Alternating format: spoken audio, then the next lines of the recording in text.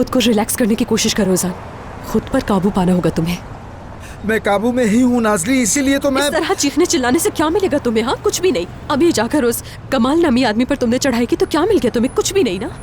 उन्होंने ये जगह हमसे जबरदस्ती नहीं ली है ऊज़ान, अकलमंदी और चालाकी से ली है, इसलिए तुम्हें भी अपनी अकल इस्तेमाल करनी है।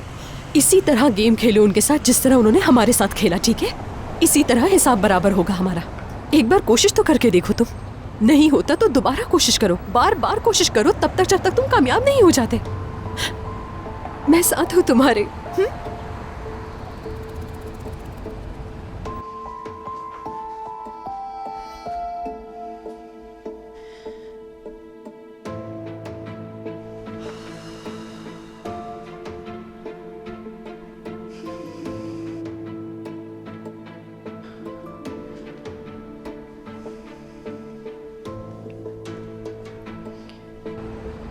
अच्छा हुआ तुम मेरे साथ हो नाज़ली, ना होती तो पता नहीं आज क्या कर जाता मैं।